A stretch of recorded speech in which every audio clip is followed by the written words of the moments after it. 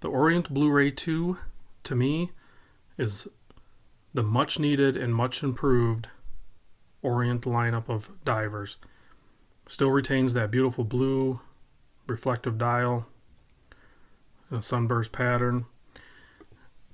So there's your close-up. Let me ditch this. They ditched that second crown, and I personally don't miss it one bit.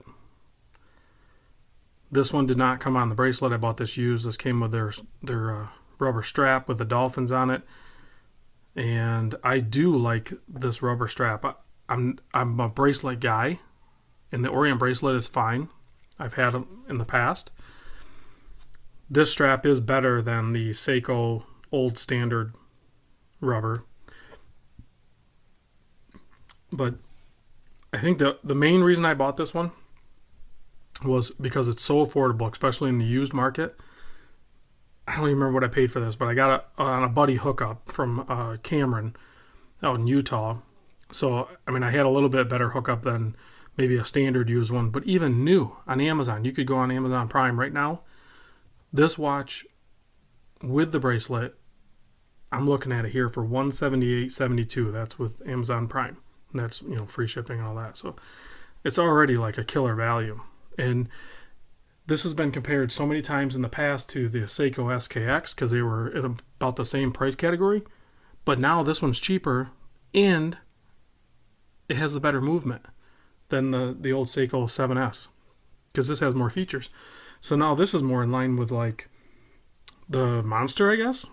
I mean, it's not apples to apples as far as the appearance and everything, but the movement, you can kind of compare it. Day-date, hackable, hand-windable, all that stuff. But this is still a better value cost-wise, and they're readily available. The Monsters are disappearing.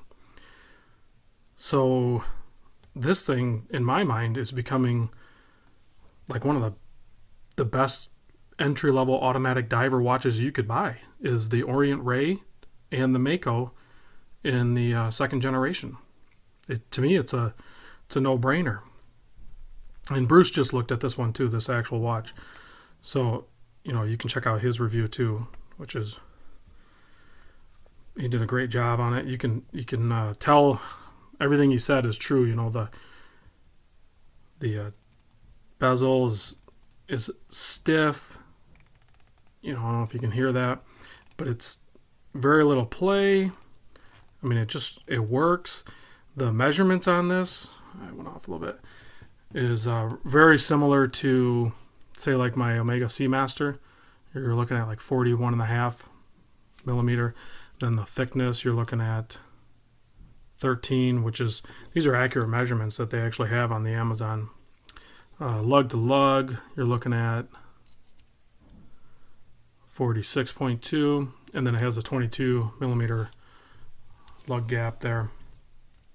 So, and there's other bracelet options for this that'll match up. You can either do a straight end, which I'm not a big fan of having that gap there, but there's plenty of options out there, whether you get the standard Orient bracelet or you can get the strap code bracelets that they have the end links that made up, and those would look great.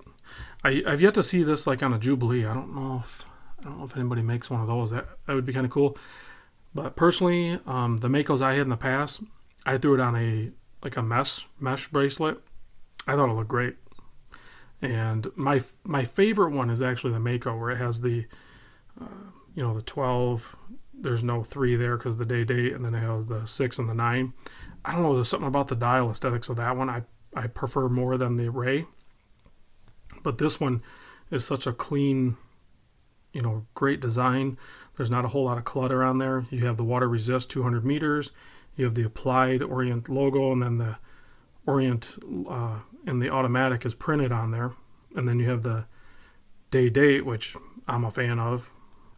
I know some people would rather just have the date or nothing on there, but I'm totally good with the day and date on there. I love it. So I would like to see Orient maybe pump out some, now that they have the second generation case and movement and everything going on here. I'd like to see some limited models. In the past, I don't know if there's any Orient fans watching this, but they did a Orient Mako in the past that was a yellow dial, and they didn't do a whole lot of them. That thing, that is cool.